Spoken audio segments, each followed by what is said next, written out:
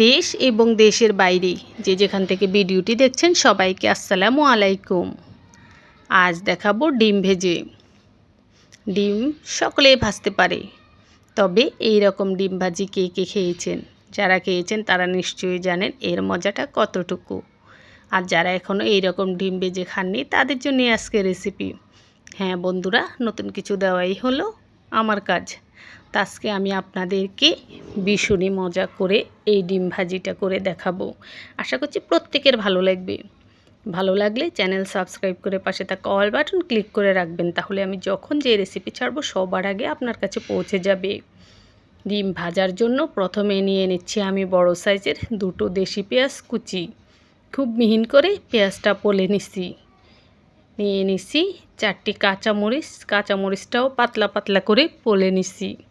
নিয়ে নিচ্ছি 1 চা চামচের 3 ভাগের 1 ভাগ লবণ। লবণটা আসলে নিজেদের টেস্ট অনুযায়ী দিবেন। নিয়ে নিচ্ছি 1 চিমটি হলুদের গুঁড়া। ছোট্ট এই চায়ের চামচে 1 চা চামচ মরিচের গুঁড়া নিয়ে নিচ্ছি 1 চা চামচের 4 ভাগের 1 ভাগ গরম মশলার গুঁড়া, হাফ চা চামচ ভাজা জিরার গুঁড়া, 1 চা চামচ রসুন বাটা, হাফ চা চামচ আদা বাটা। আমি কিন্তু ছোট চামচে মেপে নিচ্ছি, আপনারা আমার চামচটা খেয়াল করবেন, মাপার সময় ঠিক সেভাবে মেপে নেবেন। মশলা কিন্তু বেশি হলে খেতে ভালো লাগবে না। নিয়ে নিচ্ছি বড় সাইজের দুটো ব্রয়লার মুরগির ডিম। এখানে আপনি চাইলে হাঁসের ডিমও নিতে পারবেন। দেশি মুরগির ডিম নিলে কিন্তু 4টি নিতে হবে, কারণ এখানে যে পরিমাণ মশলা দেওয়া হয়েছে সেটা ব্রয়লার মুরগির বড় সাইজের দুটো ডিমের জন্য। আচ্ছা, এবার দেখুন, এবার হাত দিয়ে কষলে কষলে সব কিছু একসাথে মেখে নিচ্ছি। অবশ্যই এভাবে কষলে কষলে মেখে নেবেন, এতে করে যা হবে পেঁয়াজ মরিচ এবং সমস্ত মশলার টেস্ট মাখামাখি হয়ে যাবে। এক কথা ওয়াও ওয়াও টেস্ট। আচ্ছা, তারপর আমি খুব ভালো করে ডিমটাকে ফেটিয়ে নিচ্ছি। এই দেখুন আমার 5 আঙ্গুল দিয়ে। এবার যেটা করছি, লবণটা টেস্ট করে দেখেছি ঠিক হয়েছে কি না। একদম কারেক্ট হয়েছে লবণটা। তো আপনি আপনার পছন্দ মতো চাইলে লবণ লাগলে দিয়ে দিবেন। এবার ডিম ভাজার জন্য আমি হাঁড়িতে তেল দিয়ে দিছি।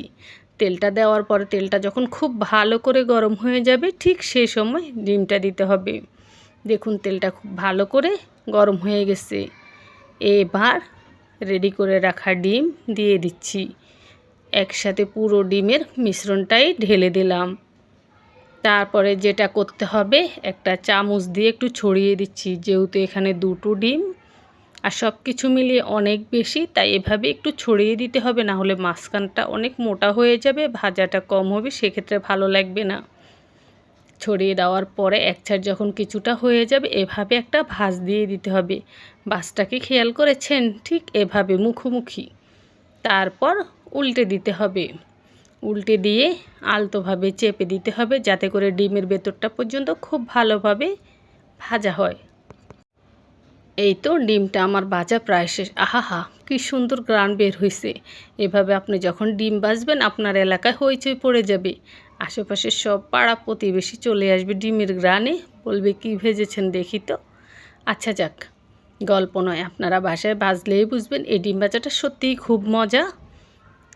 এবার আমি ডিমটা কেটে দেখাচ্ছি এর ভেতর পর্যন্ত কত ভালোভাবে ভাজা হয়েছে। এই তো দেখুন আমার ডিম ভাজি শেষ।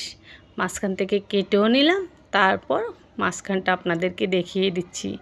আজকের এই ডিম ভাজিটা কার কার ভালো লেগেছে কমেন্টে বলে যাবেন। যাদের কাছে ভালো লেগেছে তারা আমার পক্ষে, কারণ এই ডিম ভাজিটা আমার খুব পছন্দের ও খুব প্রিয়।